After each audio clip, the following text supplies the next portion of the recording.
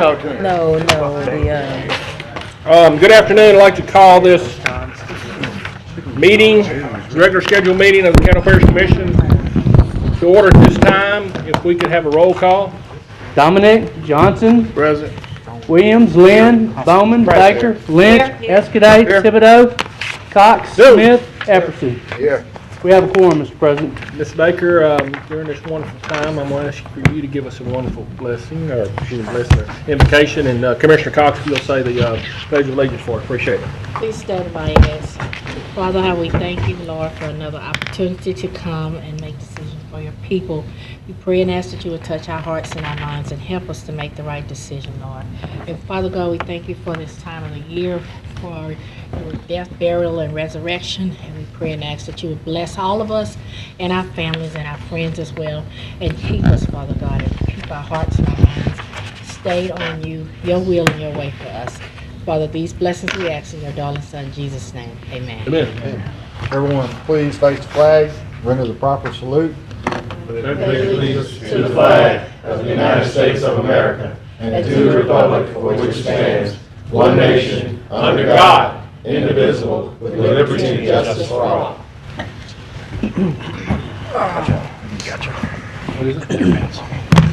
I'd like to welcome everybody here today at our meeting, and we will move on to our next item of agenda. Mr. Clerk. We have agenda additions. We have one agenda addition by Commissioner Lynch. Commissioner Lynch? Yes, I want to move to add to the agenda a resolution recognize the 30th year of Art Break. Second. Have a motion by Commissioner Lynch and seconded by Commissioner Lynn to expand the agenda concerning a resolution regarding the 30th year of Art Break. See no discussion. Please vote.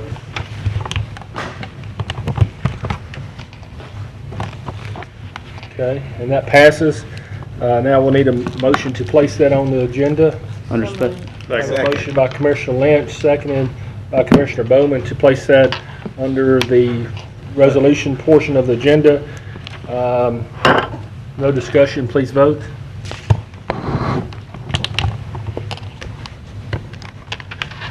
Stephanie, can you vote?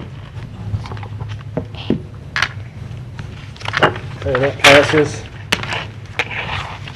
We will now move to our next item. Next, we have citizen comments. Citizens who wish to address the commission on any issue other than zoning, please fill out a comment card located in the chamber foyer and return it to myself or the clerk of the commission. Individual comments are limited to 3 minutes. Do we have any comments cards? I have none.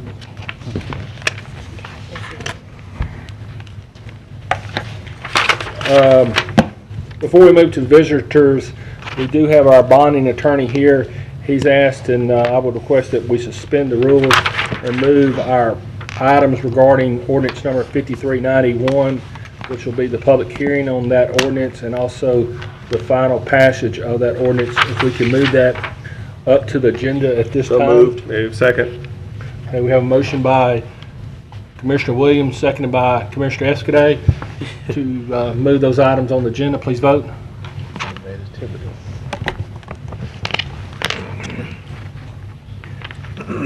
Okay, that passes. So we'll move to the public hearing at this time. Is that correct? Yes, sir. We'll move to public hearing on the ordinances. Ordinance number 5391 of 2014, providing for the issuance and sale of general obligation refunding bonds, series 2014 of Caddo Parish, prescribing form, fixing the details, and providing the rights of the owners thereof, providing for the payment of the principal of and interest of such bonds on the application of the process thereof, refunding of certain bonds. Okay, I declare this public hearing open at this time. Is anybody wish to speak in favor of this ordinance? Does anybody wish to speak against this ordinance? See no one speaking in favor or against it. The public hearing on this ordinance is closed at this time. Next item, Mr. Clerk. Next item would be ordinance number 5392, declaring certain adjudicated property. No, it's just a Final passage. It's just the final passage of 5390. Want to go ahead and just do that and So final moved. passage, We not moved do it. all of them while we're in What public our hearing? motion was. Yeah, our motion was just for that 5391. All right, we'll move to final passage of ordinance number 5391. So moved. I got a motion by Commissioner Williams, seconded by Commissioner Baker to approve ordinance number 5391. Mr. Wilson? Yes, sir. We have a guest today. Okay, hang on, we'll get to that in just a minute. Our bonding attorney has to go back to New Orleans, and I told him that I would get this up first so he could get on the road, because we are saving $451,000, and he told me if he didn't get back, it's going to reduce to $400,000, so You want to talk first? he got up first. I'm sorry, we're going to get to Ms. Hennessy in just a second. Okay, so we have no further discussion. We can vote to pass this. Please vote.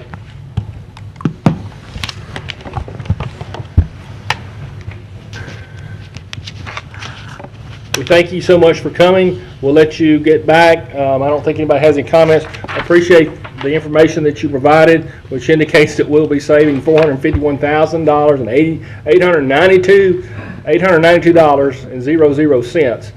So we appreciate it. And that's all savings to the taxpayers, to the Yes. property taxpayers. And you reduce that interest rate from 5% down to 2.40%. And if you had not received your AAA bond rating, which is one notch above the federal government, by the way, you would not have that 2.4. You would have had a higher interest rate, less savings to taxpayers. So congratulations. Grant, thank you again. Thank you for the work. coming. Thank you. Grant, if you could, catch Channel 3 outside and explain to him what you just done for us. We went through it in With Channel detail, 3? yes. Okay, just want to give him the heads up. Thanks, Grant. Thank you. All the years.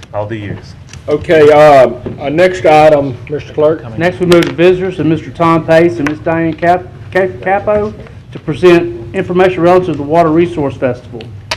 Okay, did anybody Don't see them. contacted them to tell them that they were supposed to be here or anything, or did we know? Who was it? They requested to be here. They're not here? Okay. They had requested, and I called and asked and had them put on, so they know they were supposed to be here. Okay. All right, we'll move to next item, which is Dr. Wilson, you have a Yes, brief sir. presentation. I know Ms. Hennessy's here, so go ahead. Yes, sir. We had a commissioner request for information concerning the domestic abuse shelter and its impending closure. And today we have from the Providence House of Dr. Susan Seiler Smith, who is the board president, and she is here to kind of let us know what's going on. Okay. Dr. Smith, would you come forward, please, ma'am?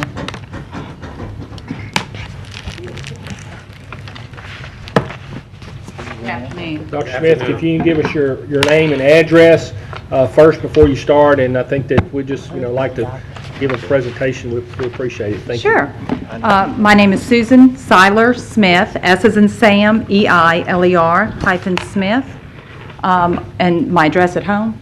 It doesn't matter, whatever you prefer, the work address is fine, whichever one you kind of go. 9820 Bayou Bend, Shreveport, Louisiana, 71115. Thank you. You can go ahead. Okay, thank you. You'll have to excuse me a little bit. I'm used to speaking to people one-on-one, not in such a large group. So bear with me. I jotted down a few things just in case I got a little nervous so that I could spot. In the last few days, it's been brought to my attention that several people, including a few on the commission, do not really understand or know what the core mission of Providence House is. So I would like to take just a couple of minutes to explain that and explain what the program is, and then bring you up to date about the domestic violence and where we find ourselves today. Have you ever read the book, The 5 People You Meet in Heaven by Mitch Albom, or heard of it? It's a book about a man who passes away, and he goes to heaven. And when he is in heaven, he is reintroduced to 5 people that he has met through his life. Some are family members, some are friends, and some are complete strangers. By encountering these people, whether it is for a second or his entire lifetime, by meeting them, it has drastically changed the course of his life. And after working closely with the Providence House Board, their staff, and their clients, it has been brought to my attention that Providence House is the face of one of those people when the Providence House clients graduate and end up, hopefully far in the future, in heaven. The core mission of Providence House is to get homeless people off the street, one family at a time. Providence House actually started in 1989 and was really just a short-term shelter, but by 1992, it started to evolve into the long-term plans that we have today and continue to evolve to find a solution for homelessness. When a family comes to us and they're admitted into the Providence House program, they have very little, if anything. When they come to us, we bring them into the main Providence House, and we provide them over the next period of time. Sometimes it's only a couple of months that they need our assistance, and sometimes it's up to 2 years that they need our assistance. We teach them the critical skills to live independently. We teach them organizational skills. We teach them budgetary skills. We teach them saving skills. We provide counseling for them, and most importantly, we assist them with their education, because we truly believe that if you don't have the education, it's difficult to break the cycle of homelessness. So they come into our program, and if they don't have a huge family, they're put into one bedroom, and they share a bathroom with one other family. They have to meet certain criteria within that program, and sometimes it takes several months for them to move to our next step program, which is where they move into an apartment, their own family by themselves, an apartment that we provide for them, that we pay the rent, that we have furnished completely with the donations that we have received. And they stay in that apartment the entire time until they graduate. They stay in that apartment after they graduate, but then they take over the rent. They keep everything we have given them so that they do not have to start from scratch. During the time that they are in the program, there are several criteria that they need to meet, and it's too much to go into here. But they have to be actively seeking employment, actively employed, or actively working on their education.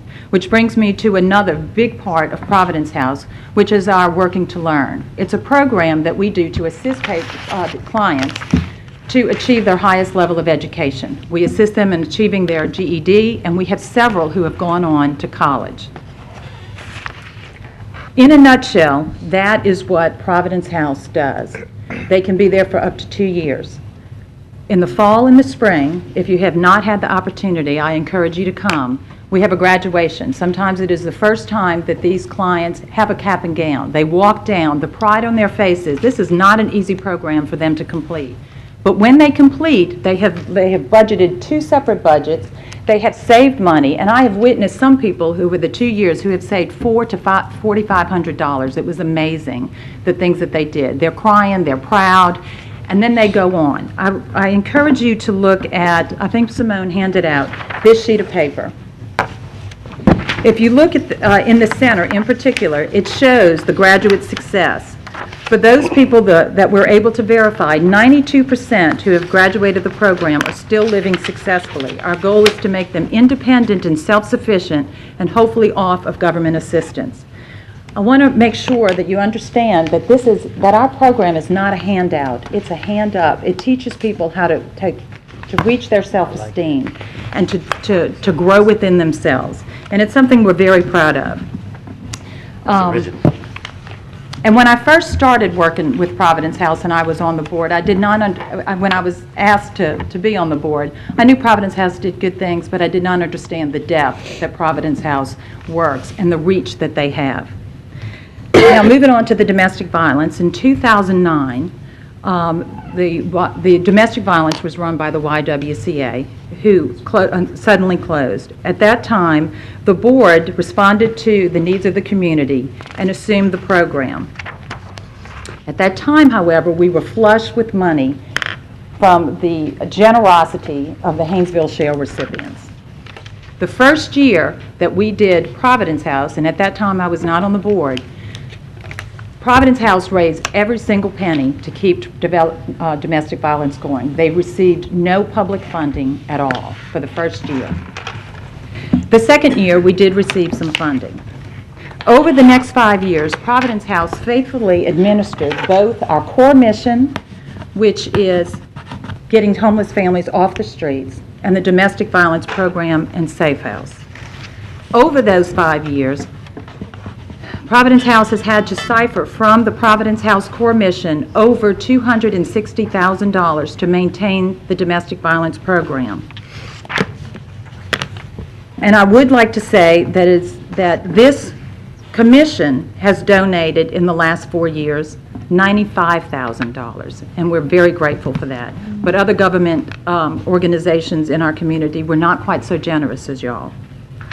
Since 2012, as our economy started to change, we found ourselves in a financial predicament. Funding from both public and private sources were down. The board immediately moved into action, and we started cutting our operating cost. Over the next 2 years, the last 2 years, we have cut our operating costs by $900,000. For the first time in the almost 25 years that Providence House has existed, the board jumped in and we had our first public fundraiser. And if you remember, it was the Sleep Out for Independence. Every single board member participated in that in some manner, shape, or form, and most put so many hours in. The volunteer hours from the board were over 254 hours of time that was placed into that. The board has worked extremely hard to maintain our program.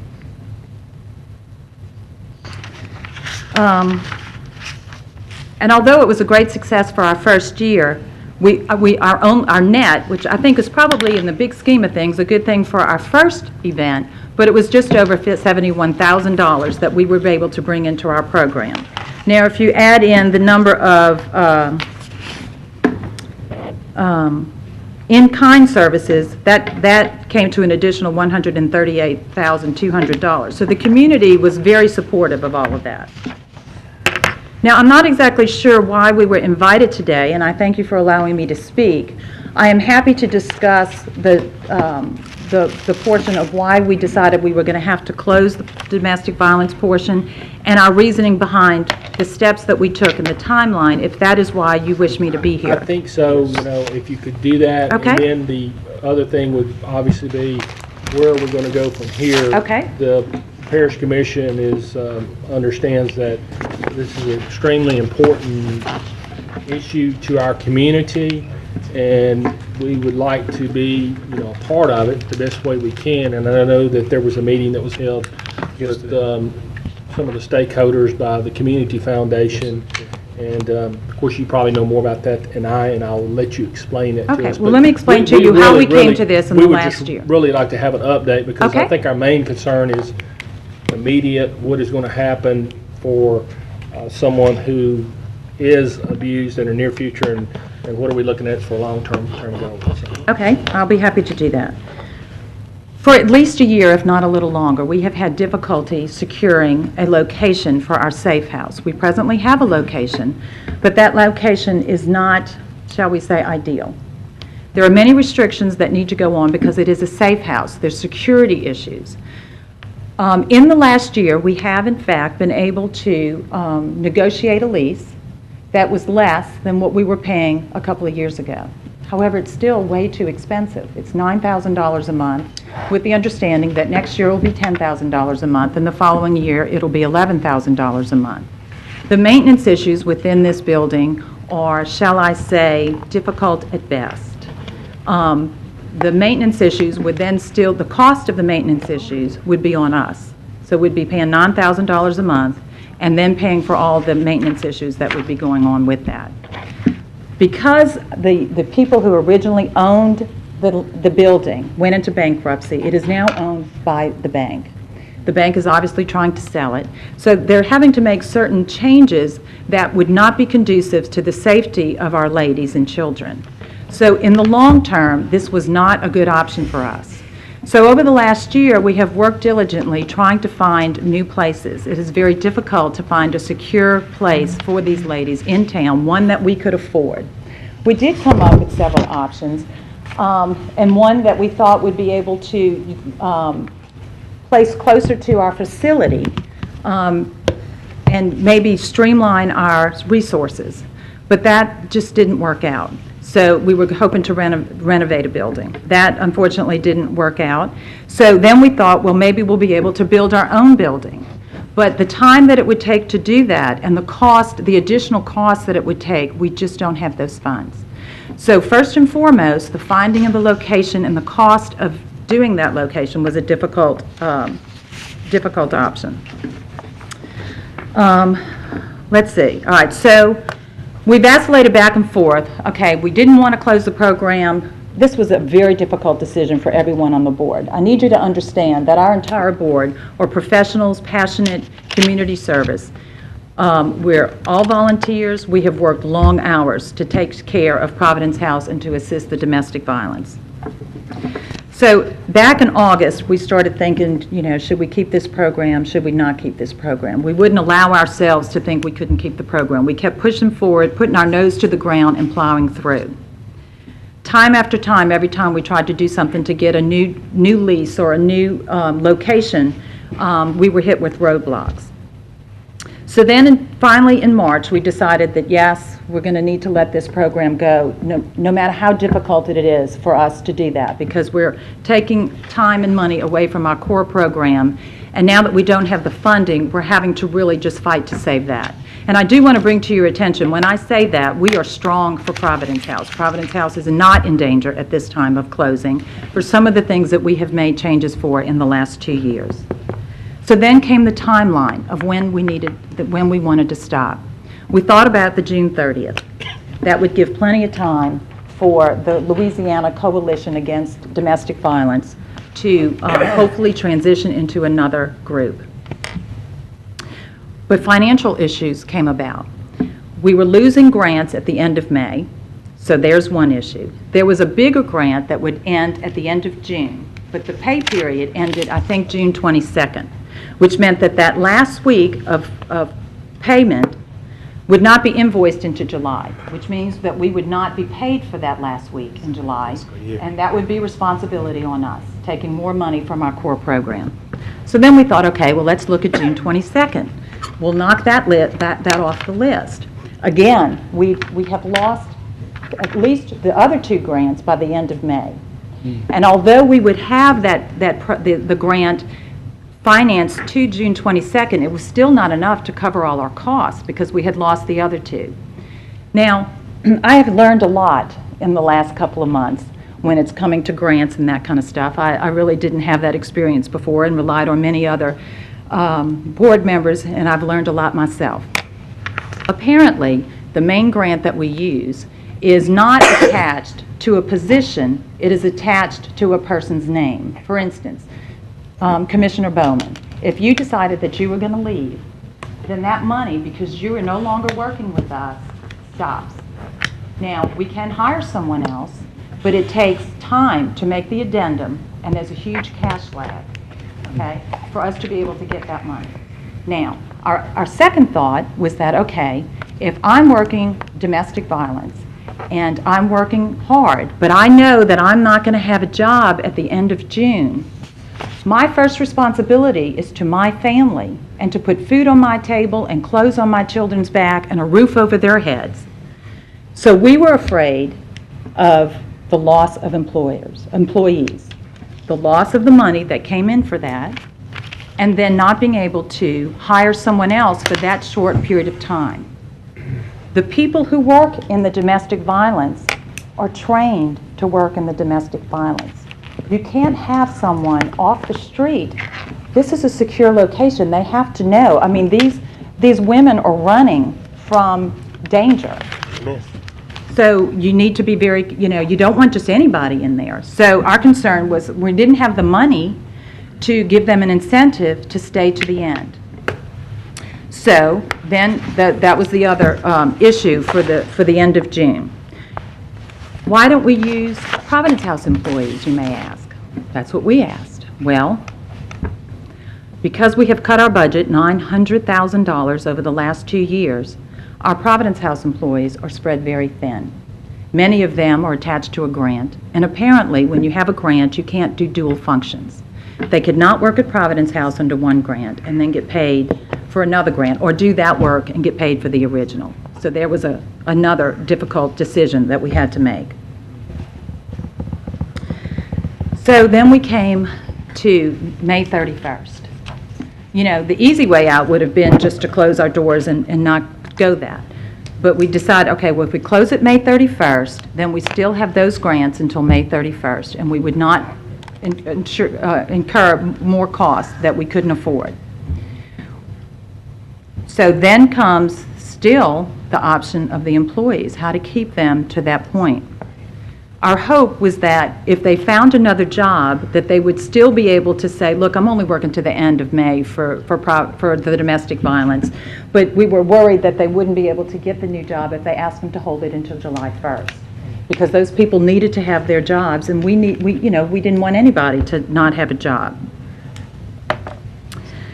Then comes the difficult decision of when you're going to stop taking new clients.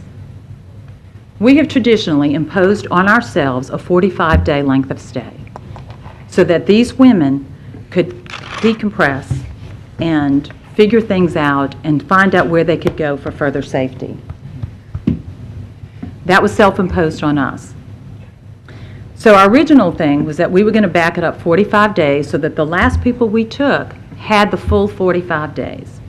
But because we were now not able to go all the way to June 30th because we couldn't afford it, we had to back it up a little bit so that we could continue to take more people until April 30th. When someone came in on April 30th, they would be told, you have 25 days left. It would still give us time. We had to have time to get out of the building because our lease would be ending at the end of May 31st. So that was our reasoning, and it would give us time to place these ladies in another secure location so that they would not be in danger. Okay?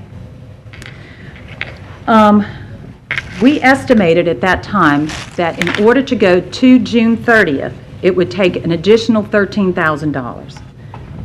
Doesn't sound like a lot if you got deep pockets. But that did not solve our issue with the employees staying until the end of June.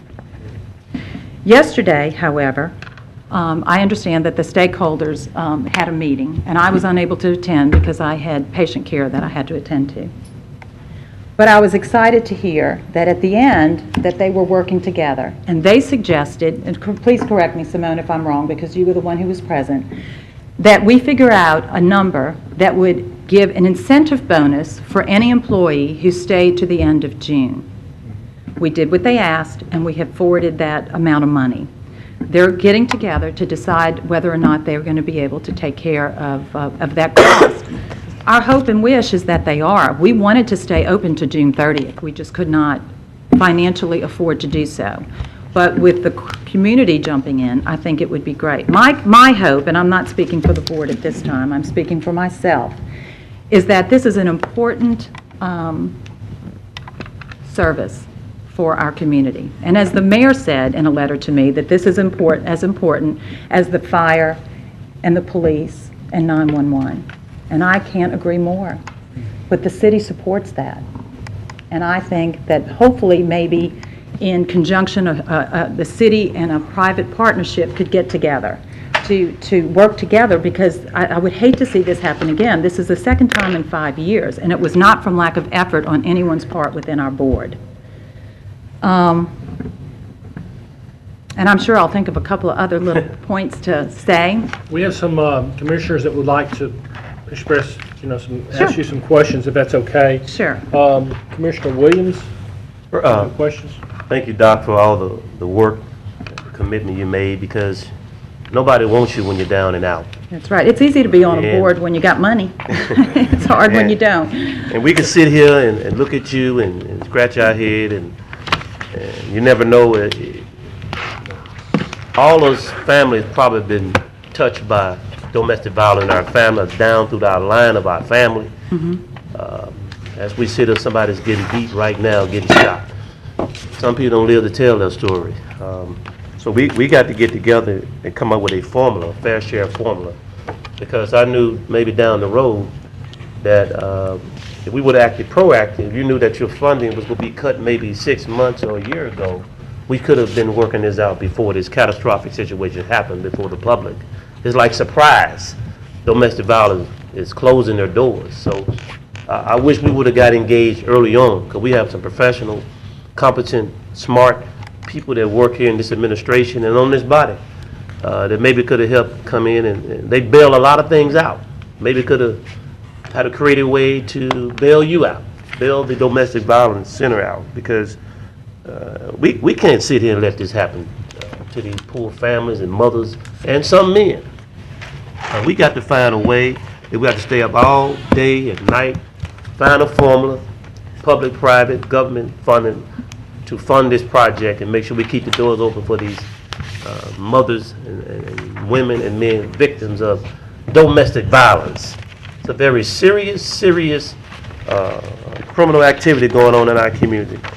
And we got to find a way to reach out beyond the government wall. So hopefully one of us, or me, or some of our administration, sit down with you and try to engage. I think that would be wonderful. In fact, after we leave here, we have an appointment with Paula Hickman. Well, engage in some collaboration and some partnership and reach beyond here and try to find some money. There you go. You need money to keep them doors open. We can sit there and pray, hallelujah, do hallelujah all we want. Every day you need some money. And the parish shouldn't be the only government body providing. All should ante up and make it a regional domestic center within a regional facility, not just Caddo and Bolger. It should be regional. If all family can have somewhere to go in a regional location, Bolger, throughout. Well, they want to just depend on the dollars that flow through Shreveport and Caddo. So I hope that we don't sit here and try to salvage this project, because it could be somebody in your family tomorrow. None of us are immune, no matter black, white, young, old, rich, or poor. Domestic violence has no face, no name, no area, town. You can put gates up. Somebody's getting beat right now, and they're scared to go to the police because they're scared to go lose their life or get shot or get stabbed. So we need to get the movement on this. Don't have a deaf ear to this, because these are God's people. These are God's people that people are hurting, and we need to stand up and do God's work and do the mission and what God has put us down here to do. So let's work and get with these good folks here. And let's try to save this program, keep some other child, a young mother, a father from dying or getting killed. Because I don't want to watch tomorrow somebody getting killed because they had nowhere to go. Thank you. Commissioner Bowman? Thank you, Mr. President. You answered one of the questions earlier. I just wanted to know, is there any way possible to logistically save and maintain this house, or what are our other options? I don't, okay, I'm going to speak, I don't have anything written in stone. I don't have the crystal ball. Yes, ma'am. The facility that we are in right now, Commissioner Bowman, I do not believe will be sufficient for our needs long term. Now, there's more things involved than just the finances. The finances were the final thing. Like I said, the staffing, the way you have to report, the amount of time that it takes to run the domestic violence center is very, it's a huge amount of time. Time that we were willing and wanting to do. We just started hitting roadblocks, and we were starting to have some difficulty, and it was taking away from our core mission. Gotcha. Okay? All right. Any other questions? No, ma'am. Just thank you. And when you say core mission, I do support and love what the Providence House does overall. Well, thank you. In the community. Thank you. Commissioner Lynn? Dr. Sue Seller-Smith, thank you for coming, and thank you for your volunteer work. You answered one of the questions in regard to you did not think that y'all wanted to maintain or stay in the building that you were in for the long term. And the direction that I was going to go with the question before I heard that was that my experience with banks don't want to own property. And I have witnessed banks sell property so cheap it was almost free. They didn't want to lease it. They wanted to dump it. And is that an interest of the board possibly to work? Not of that building. That building presents itself with, it's much bigger than what we need, okay? The maintenance issues, again, not only the fact that we were going to have to pay for it, but the maintenance issues of the building are significant. There are other people in the building who are renting, so it wouldn't be as secure as if you had your own building or facility. And so if the bank were to give it to you, y'all probably wouldn't want it. They were to give it to us? That would have to be looked at. No one offered to give anything, but the cost of renovating that building as opposed to the cost we anticipated of renovating another building here, I don't think would match up. Because one of the things is that doesn't have a kitchen. So we have to cook the food and bring it over from where we are. And I can't disclose where it is because it's a safe house. And I'm But certainly it's a not good asking. not a good distance, but a distance enough that it's not an easy transition. At the time, we had hoped to consolidate our resources in our general area. And after this is an open forum, I certainly couldn't do it now because, people would assume that if any new building going up by Right. Providence House, it would be that. Okay. And then, I'm happy to meet with you later with everybody. The BOA is trying to put together a kitchen that would cater out Transport. food. And so there's lots of people that hopefully could come to the table to assist this because it is certainly a service that is needed within our community. Thank you for your efforts. Thank you. That's all, Mr. President. Commissioner Thibodeau? Yeah, I've just got a couple of quick questions. How many residents are in the house, average number at a time? Our number today, right before we left, was 45. Let me find my little sheet here. This total? 45. There were, That includes the kids and everything, children? yes, sir, there's 12 families with 28 children, and then 5 single women. And by 5 single women, we don't mean that they're necessarily not married. We mean they didn't have children with them. Right. All right, and what's the average length of stay? Well, our average length of stay that we imposed on ourselves was 45 days. That's what we allow And people to does stay. everyone normally stay that long? Simone, can you answer that? It kind of varies. It just depends. It just depends. Some stay 45, some we extend a little bit longer than that because they have not been able to find another location for themselves. Okay, and about how many square feet do you need for a building? Simone, I'll let you answer that. 5,000 to 6,000 square feet in a building. We approximated we had about 75 beds. I think that would do the job for this area very nicely. Okay, and about how many employees do you have? There are 12 employees, 8 full-time, 4 part-time. Now, the service is a 24-hour service. There's someone there all the time. Okay. Our budget is $545,000. I think you have a copy of it.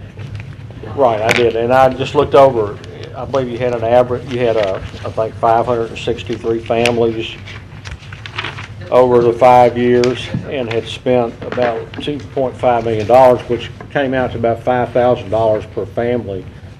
And I don't know if you had a lot of maintenance issues or what over the last, that seems like a lot of money, $5,000 per stay, per family.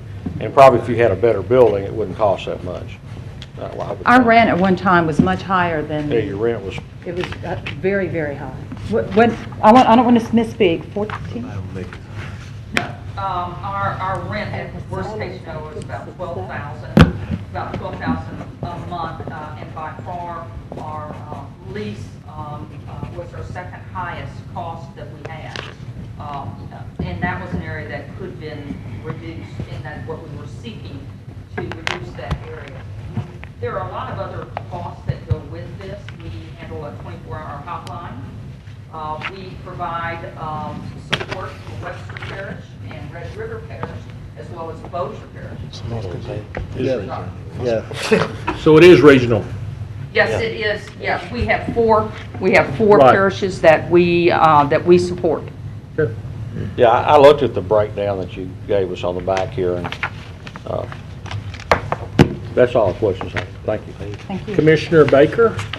If you all stay open till June 30th, what will happen after that? Is that that's the absolute it, or? Yes, for us, the Louisiana Coalition Against Domestic Violence will work closely with us in the city and the parish to find a suitable replacement, hopefully. There are certain requirements, Commissioner Baker, that need to be Adhered to? Thank you, adhered to. In order to be able to do this, and in order to be able to reach the funding, Providence House took it over and for the first year raised all the money themselves because they weren't eligible for any of those, because they weren't eligible to get into the Louisiana Coalition. And having the coalition come and the regulations that are followed, we've done everything that we need to do, but it is not an easy task. And if I could address Commissioner Williams, I know you were concerned that it was a surprise to you. You know, we have no control over who is selected because the coalition actually makes that decision. If we had, and in fact anybody we recommend will have to be approved by the coalition in order to receive public dollars, period. So there are a lot of things that were out of our control that we literally could not do, and that's why we're in this situation, is because we have no control. And so I think with the stakeholders meeting, I think the good, if something good can come out of a crisis, is that we will be able to have a public-private partnership that will ensure that this doesn't happen again, so that everybody has some skin in the game, that organization is responsible to you, as well as others, for the financial viability on a regular, oncoming basis. And we think that is going to be the long-term solution, and I think that's what we're working towards, and the stakeholders are working towards. So you're working toward making it to June 30th on your behalf, but continuing in someone else's hand after June. Right. And assisting them in that transition and helping them with all the so that, I mean, we don't want to just drop it. We want to help the next organization to take it over. Oops, sorry. And so that their transition and learning curve is much easier than ours was in 2009. I know that, are you through? Thank you. I know that one of the things y'all kind of, I just want to touch on is the protective order issues. When you have these people that, leave their house, y'all have been able to provide, I think Miss Day, is that, as a person, who's the lady? Is a lady that actually kind of helps out with those protective orders. If you're, you have to go down to Caddo Parish Courthouse and get one of these protective orders, and you're in a situation that you've been abused. It's often, you can see and understand it's emotional. It's hard to fill out one of those protective orders, and y'all provided that service too. And we realize, as we're talking, and just to reiterate, I know that I was talking to Dr. Wilson. I think that in the meeting y'all were having with COHAB, am I saying right? Community Foundation. Community Foundation, I'm sorry. And it had the parish, the city, the sheriff, the DA, a lot of the stakeholders were at this meeting to look at the long-term solution. And I think one of your comments was that the rules and regulations that you were talking about was 88 pages long. 55 pages. How long? 55 pages. Okay, 55 pages Those long. are just standards. So there's a lot of rules and regulations that you have to go by to adhere to the Louisiana Coalition, if I'm saying that right, to make all this stuff happen. So I guess it's good that we're coming together to discuss this today, and hopefully we will continue. We appreciate you guys coming to give us an update. The commission truly understands that this is an important issue to our city and our community, and that you guys do serve regionally. It's not just this area. Right. I see that Commissioner Cox has a couple of questions, so I'll turn it over to him. Thank you. Then, as of right now, is there any other organization that's qualified that's looking at this, taking it over? I mean, because... Well, I haven't met with the coalition. We don't know yet. We actually do not know. Dr. Wilson is doing his finger like this, so it's like E.T. I know. What's at the meeting, it was discussed about the well springs. Right, and in fact, that's a very good point. I know that Paula Wellspring has a family justice center, and they have the larger shelter. I think there's around 30 beds. They are actually Paula contacted them. We're actually going to be taking them through this facility this next Wednesday. They're our biggest hope right now because they're already a member of the coalition. They already know how to do what we do, which is very complex. And so to me, they're our best hope. And where are they located? In Monroe. Okay. All right, that's all.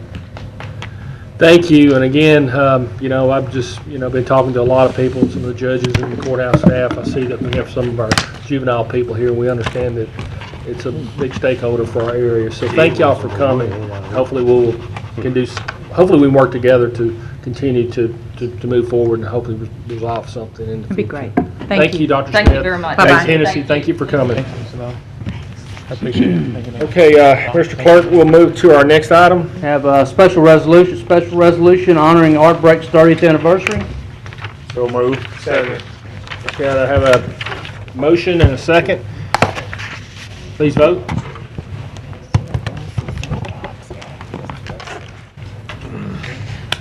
That passes 11-0. Next, we move to communiques and committee reports. Mr. Chairman, Okay, hang on a second. Commissioner Williams? yeah, I just want to remind everybody on Monday, the Juvenile Justice Committee will be meeting at 12 to discuss the sponsored initiative that they're doing in Chicago. Hopefully we can replicate and do it here. It'll be a real quick meeting. We don't want to stay long. That'll be Monday at 12 o'clock. Secondly, we're proud of our Shreveport Mavericks who won the ABA championship. And I would ask that this body would hopefully get them here. Let's do a proclamation of the Shreveport Mavericks Day here in Caddo. I want to be present, but I'll be in Chicago. Hopefully we can do it at 19 or May, our second meeting. Invite the Mavericks down. We're proud of them. Support our franchise, our team that are here. We got sports events here, and I'm very proud of them. I think they won 57-0 or 56. Yeah. That's unheard of. Todd, can you try to get with Commissioner Bowman and Commissioner Williams to see if we can do that? I told Randy Lucker to reach out to him the other day, call, so he's already working on it. Randy Commissioner Lucker Bowman's taking care of it too. We'll try to set that for the second I just want to say meeting. I'm proud of Yes, the yes. sports franchise here, and they're surviving, they're making it. May I make a suggestion? Sure, Commissioner Escudero? You might expedite this whole process and get in touch with them a lot quicker if you hook up with Kelly Wells at the Sports Commission, because they work with them daily. But I also want something from the Lieutenant Governor and the Governor's office, a resolution or something as well. Support these guys with 56-0. I think they were down 20 points and came back and won the championship game. So that we should be very proud of our local sports franchise and family-oriented event in our community. I'm very proud of it. Go Mavericks. I see no other communiques and committee reports. Next item. Adopt the minutes of the regular meeting held on April 3rd. Move to adopt. Moved by Commissioner Lynn, seconded by Commissioner Johnson. Please vote. No one seconded, I'm gonna put somebody second. I second it. All right, that passes 11-0. Next, we move to public hearing on ordinances. Ordinance number 5392 of 2014, declaring certain adjudicated properties to be surplus and authorize the parish administrator to sell tax interest. Declare this public hearing open. Is there anybody wishing to speak in favor of this ordinance? Does anybody wish to speak against this ordinance? No one coming forward. I declare this public meeting closed. Next item, Mr. Clerk. That concludes public hearings. We move to final passage on ordinance. Ordinance number 5392 of 2014. So moved. Second. I have a motion by Commissioner Johnson, a second by Commissioner Williams to adopt this ordinance. There's no discussion. Please vote.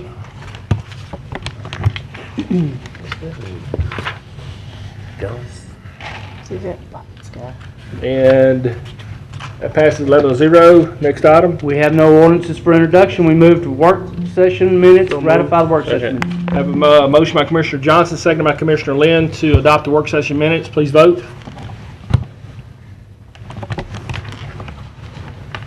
That passes 10-1. No, that was, I'm sorry. Yes. Commissioner Yes. Epperson meant to vote Yes. yes, so it'll passes 11-0. Next item. Move to resolutions. Resolution number 13 of 2014, urging and requesting the Louisiana Legislature to enact House Bill 1168, allowing certain elected officials who serve on the board of a nonprofit organization to participate in transactions involving the governmental entity and the nonprofit organization.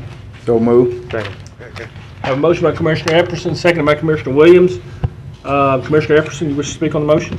Yes, sir. For those of you that may not be familiar with the intent of this bill, I think in 2007 or 2008, there was some legislation that was enacted by the state legislature and signed into law that basically, I think the interpretation was to prohibit elected officials from serving on bodies in which they would expend funds to and also have to vote on the budget. That was Coordinating and Development Corporation, Caddo Parish Community Action Agency, I think one of the sports commissions and things of that nature. Basically, what has transpired here, I have seen a demise in a couple of the organizations which I had the pleasure of serving on. Once the elected officials were taken off of those boards, it appeared as though they didn't get the same support and get the knowledge and the resources that they had when they had elected officials on those boards. Particularly, I know CCA used to have a major fundraising banquet, whereas Johnny Cochran was a keynote speaker. Bob Love, a lot of national figures would come into town. They'd raise funds to help support that organization in addition to the ones that they got from the federal government as well as other entities within town. But I just don't think that people really respect and will support organizations when you have boards that are comprised of so many regular citizens, even though we appreciate what the regular citizens do. But some of these boards and these commissions that we serve on, it makes a distinct difference in how they operate, how they gather resources if we as local elected officials are allowed to serve on them. I cannot, to my knowledge, see any problems that arose from any of the elected members that served on those bodies, either ethical violations or criminal activities or things of that nature. I think basically all of the officials followed the laws to the T, enhanced the boards and commissions in which they were allowed to serve on, and there has not been any major incidents, to my knowledge, over the state.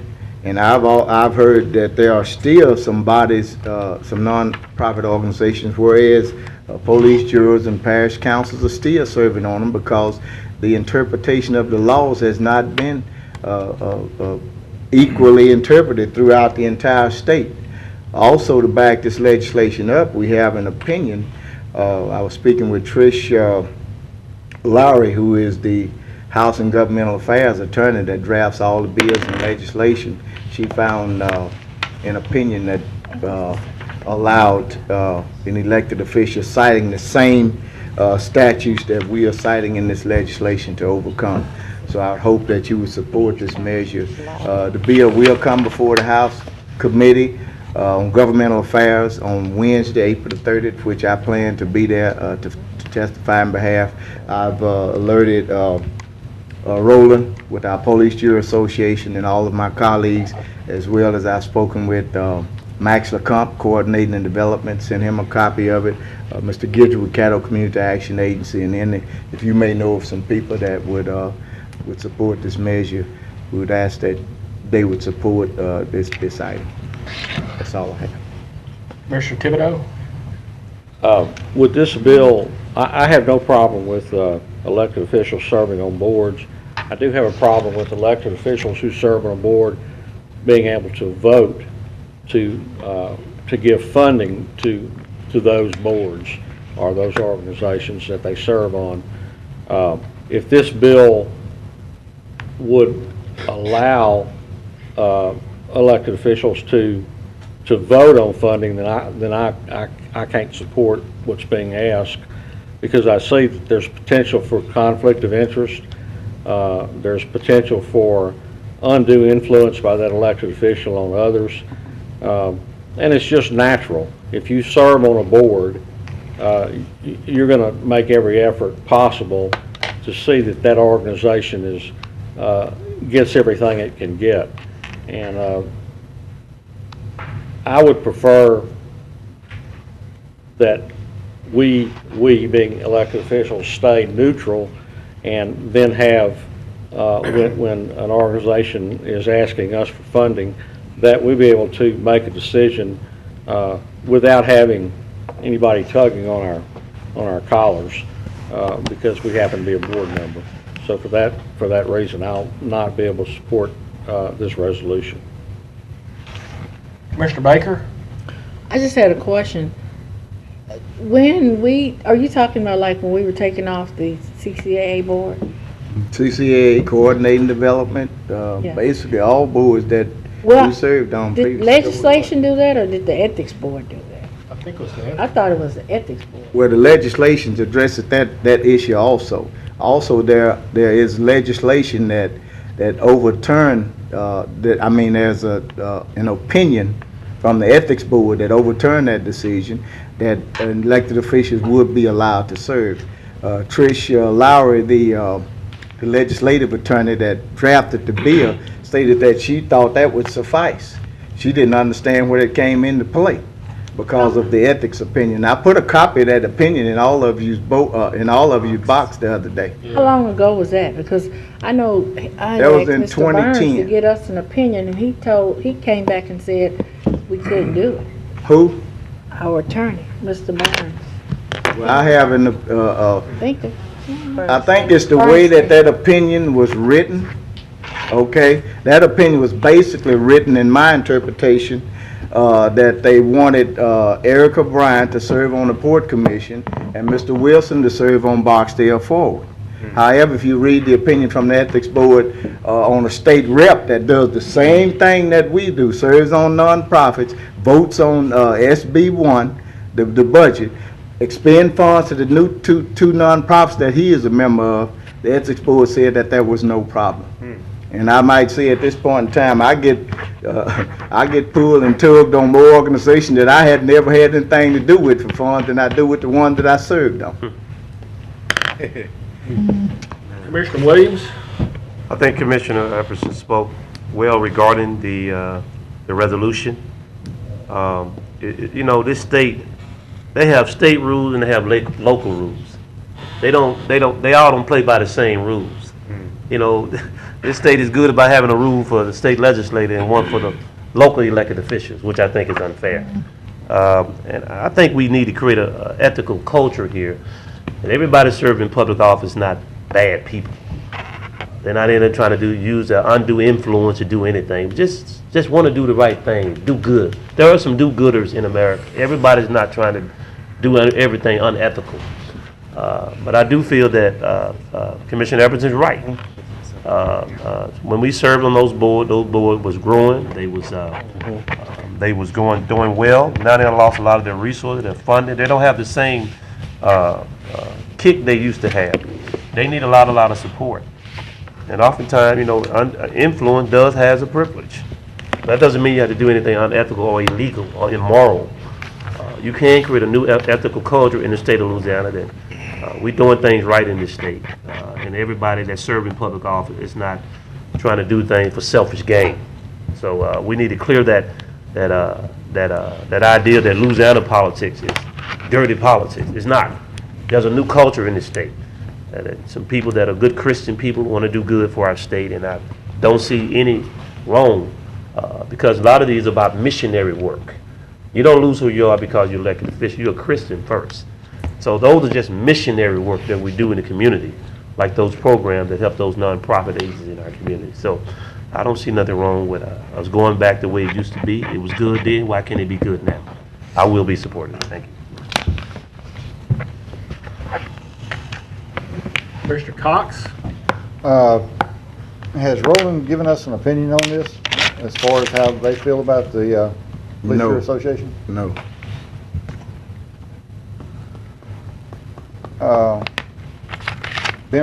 Personally, being an elected official, Jim and I both, out in our area, we basically have turned down being on boards and got off boards when we were elected. True.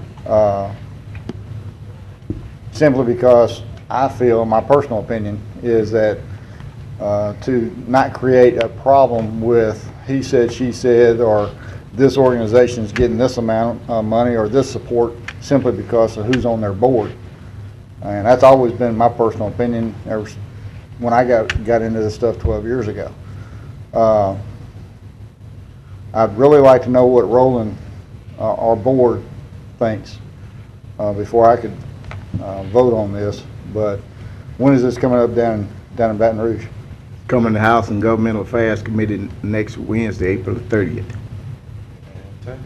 Well, there's a lot of things, Commissioner Cox, that Police Jury Association doesn't have to be in lockstep with us, just like there's some things that they in support that we aren't in lockstep with them. I just wanted their opinion. So, I just wanted his opinion.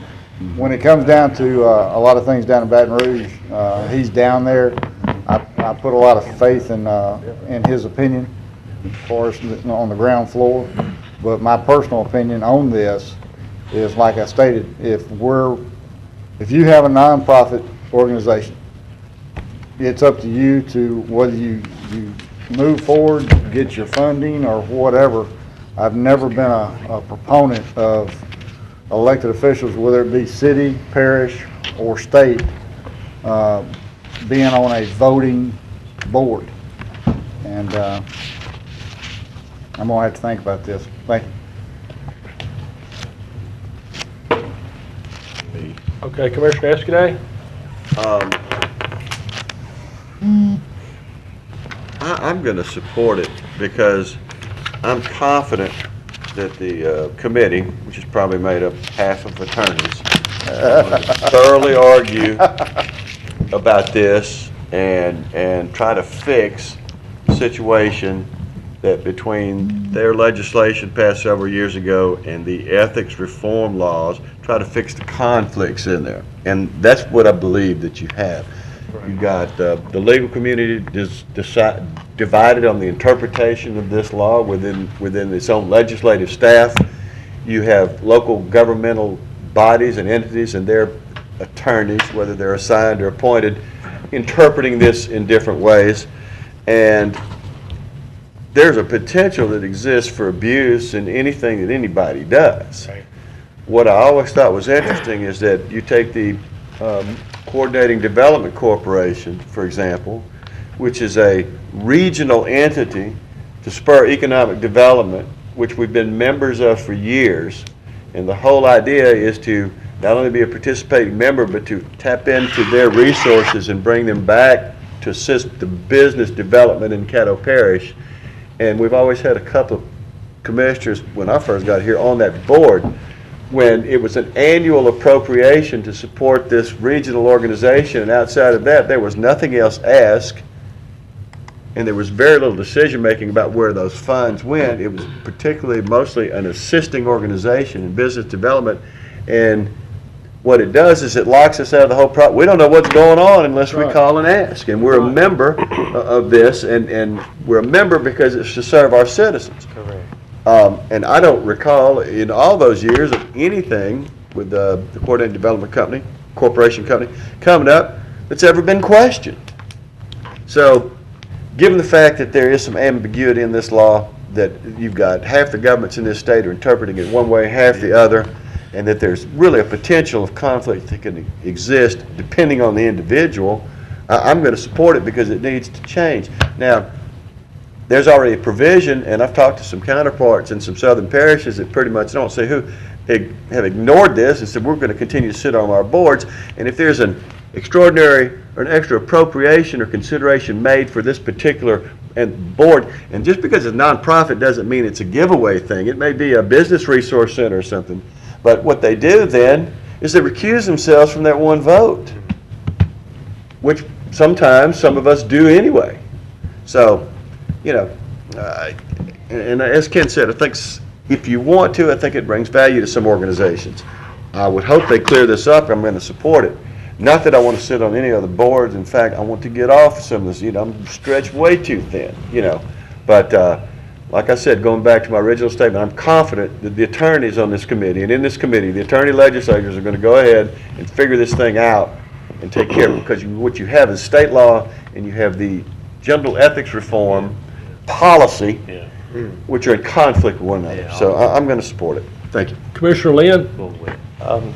I agree with what I interpreted one of my commissioners said in relation to if we serve on a board, there is the concept and the notion that there's other boards that aren't getting as much attention as the one that I'm serving on. I got off of 5 boards when I started on the Caddo Parish Commission, and when I was able to get off of those 5 boards, I was able to look at I want to say 15 that served my district. And so where before I was focusing more on the mission of the 5 that I've served on, I'm now able to take a step back and look at all 15 in my district. Now granted, in Caddo Parish there's hundreds for us to look at, and each one of those should be evaluated evenly without being deep inside of them and saying, well, I know this is a good group. Well, yes, I'm sure that whatever you're serving on is going to be a good group to serve with. However, there's others that might be equally as good, if not better. And if I immerse myself in one group, I feel that I won't be able to get a vision of all of the groups in our community that do need assistance. And for that reason, I won't be able to support this. That's all. Okay. Mr. Acting President. Thank you. Mr. Evers? Final comment? Oh, no, It took All off. right. It's off. Commissioner Cox? You know, on my comments, I'm going to stick by my comments, but I can also see from the discussion that Mr. Epperson has put forth and Mr. Escudet's put forth, there's two sides of this. There's always going to be two sides to every coin, no matter whether you like it or not. Mr. Thibodeau had made and it's too late for me to do it, maybe somebody else can after I do it, after I say my piece, is that if we can change the resolution to state something to allow certain elected officials to serve on boards but not able to vote on for funding, I could support it that way. But other than that, I would have to stick with my original. Thank you. Let's vote. Call the question. Donna, you have something to say about that? I just wanted to clarify that I don't think the issue has been that you are not able to serve on the board, but whether or not when you got to voting on the appropriation, you would have to recuse yourself from the vote on the budget because of that. So this would clarify that, but that has been the issue, not that not a blanket, you can't serve on the board. That's what Amy said. So, No, that's not. so basically the writing is correct or wrong? I'm sorry? The writing is correct or wrong for the interpretation of the resolution itself? The resolution as it's written right now, does that correlate with what you just said? What the bill will do will be so that it's no longer required that you have to recuse yourself if you're having an appropriation to the budget. Right. So the resolution would support the bill as it is written. Okay, please vote. Okay. And that passes 8-3. Next, we'll move to resolution number 14 of 2014, committing up to $500,000 upon further commitments relating to Project WRAP.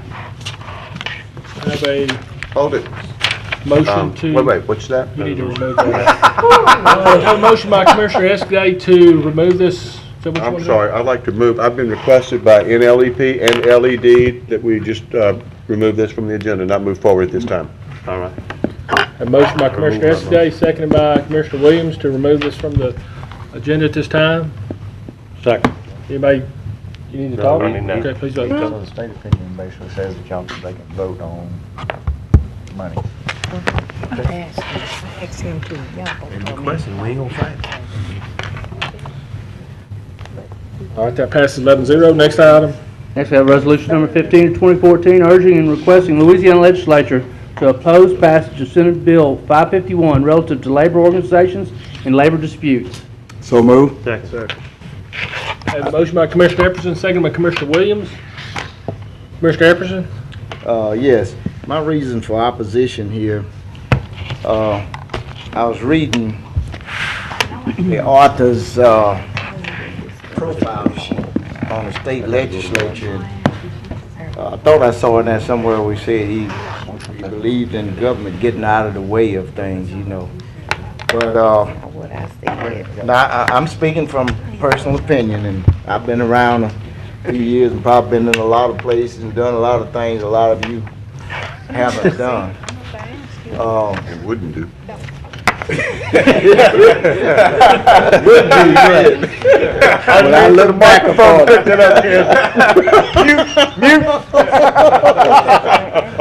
My first formal employment was at the A&P grocery store as a grocery sack in 1963. Ken, you're gonna have to speak up a little bit, I can't hear between these two ladies.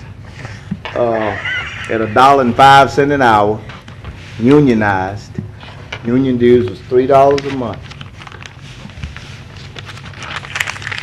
The only time that I have not been a member of a labor union was the 3 years that I served in the military.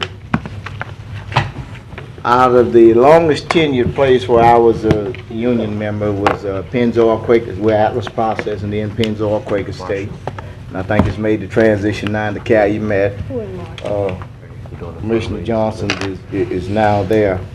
Out of 27 years I spent there, we only had one strike. One strike. And that strike was well organized. We had one idiot that did something that was outlandish on the picket line, which he was reprimanded, and ultimately once everything was settled, that gentleman was terminated. I've looked back on some of the history. AT&T had a big strike, about 40,000 people a while back. But guess what? They continued working because they were in amicable negotiations. The Washington State teachers had a labor dispute, but they continued working because they were in amicable negotiations. Basically, strikes are brought on because of economic conditions. But I think what we are seeing here today in America is manufacturing is coming back to America. Yes. And contrary to what people may think, Louisiana has an increase of organized labor of 2.4%. There has not been a significant strike in Louisiana labor, to my knowledge, where there were any incidents on the picket line. Now, I don't know how many of you are familiar with the group. The acronym is ALEX.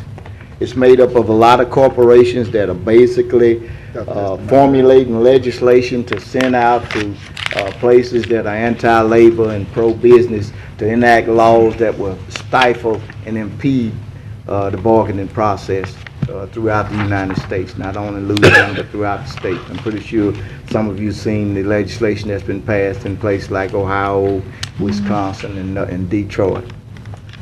So here and again, I think this piece of legislation is basically unwarranted. It's putting out conditions of contention. I think it addresses an issue that is really not there and that's relevant. If you will contact anyone in labor unions, we got IBEW that's still strong here. We got International Brotherhood of Teamsters that's still strong. We got some United Steel Workers, and for the most part, there have been a number of contracts that have expired, and the workers have said, "Hey, long as you all are trying to negotiate and talking, we're going to continue to work without a contract." And I think that's the feeling that's over the state of Louisiana, and basically over the nation, which you've probably seen some of the labor conditions that happened. A most recent deal where it appears that government kind of got in the way was when Volkswagen out of Tennessee. You all familiar with that? When they wanted to unionize? Yeah. You had state legislators that did all kind of things, putting up billboards. And this is a German company that's locating and wanted to expand in the United States that have no problem with labor unions. European countries, Sweden, European countries, labor and management go hand in hand. But the elected officials interfered basically within that process, which was basically unwarranted. So that's my reason for that. And I think this legislation is targeted at something that's really not an issue. And I think it just may breed some contention that we don't necessarily need at this time, and I ask for your support on it. Thank you. Okay, Commissioner Lynn? On page 2 of this Bill? SB Bill 551, Section 2, what it says is, nothing in this section shall prohibit lawful picketing or serve to encroach on the right of free speech that is subject to the protections guaranteed in the Constitution of the United States of the state of Louisiana. And the rest of it is just trying to protect businesses and people that want to continue to work for businesses from mob intimidation. And I don't see anything wrong with it, and I won't be able to support this. Thank you. Commissioner Escaday? I've read this thing over.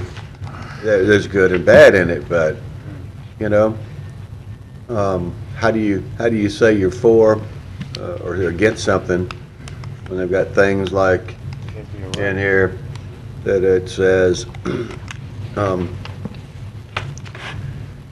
you can't hinder or prevent a person from pursuing lawful employment by means of coercion or bodily injury. Who's got a problem with that? Or that you can't obstruct the ingress and egress onto private property as a result of your picketing activities. That's fine, doesn't prohibit picketing, it just says you can't block the entrance, which is private property. Or that you can't go to management or the owner's home and picket and threaten and protest them. So, I mean, maybe some good stuff in here, but I can't go against those things, so, you know, I'm going to let the legislature figure it out on their own. Thank you. Commissioner Cox? That was going to be my deal. This is a state issue. I can talk all day about union. I grew up in the union household. I've worked for union companies. I've been on both sides of the aisle with as an employee and as a representative of the business. If anybody ever asks me, I'll tell you my dad's tombstone's got the Teamster logo on his tombstone. But if you asked him how the Teamsters treated him, you wouldn't like his answer, and I'm not going to go into that. When anybody goes on, there's nothing wrong with a union per se when they were available to help the working man, and that's what unions were supposed to be, helping the working men and women of the United States. Well, times change, and this is strictly my opinion, and I tell everybody this every time they bring it up. We've had changes in the United States over the last 30 years. We've had competition worldwide that has taken jobs away from the working men and women of the United States simply because they'll do it cheaper overseas. Can't pay union wages. What is happening now is manufacturers are understanding that if you pay a good wage, give your people good benefits, and ask them to be a part of the company, it works out as well. Louisiana's always been a right to work. Not always, but it is a right to work. I've seen, and we've all seen, that when Chicago School District went on strike, nobody really came out ahead in that. I can tell you for a fact that the local Teamsters membership has dwindled half of what it used to be in the 80s of what it is now. GM, I've had many people tell me after the fact that once that building was closed up, I wanted to blame Washington more than I wanted to blame GM. But the fact of the matter is, if you really get down to the nuts and bolts of it, is the overhead of the cost to run the building. And they thought it'd be cheaper and better, and they had better legislators up north to get those old buildings opened up instead of keeping this one open. Hole in Weed Eater, good example. We voted out there when I was 19 years old to either have a union or not. The vote was in, picketing went up, they moved out, went to Arkansas. Everybody's got their personal opinion.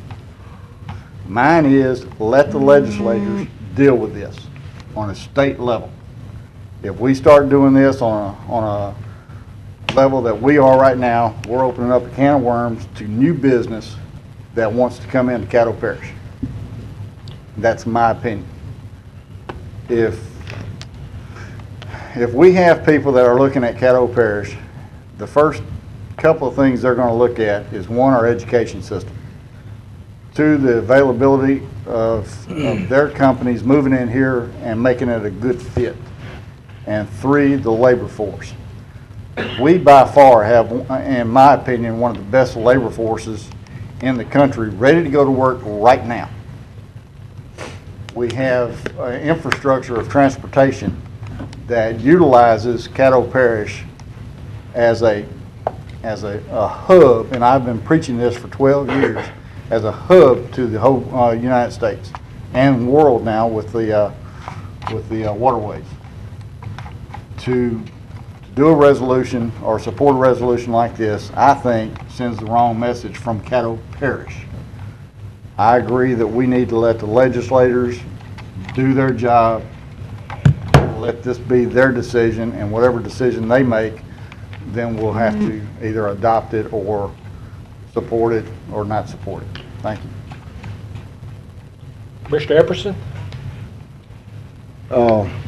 Exactly my sentiments. Just leave it the way it is. There aren't any problems, to my knowledge. I hadn't heard nobody going to a management home and throwing rocks on it, nothing of that nature. No major strikes, to my knowledge, in Louisiana where there was major labor disputes or criminal activity whatsoever. Thank you. Chair. Mr. Williams? Call for the question. There's no one else on the board, so please vote. Marshall today. Yeah, they did. And that fails 5-6. Next item, Mr. Clerk. We have no old business and we have no new Adjourn. business. Get a rabbit. That's it.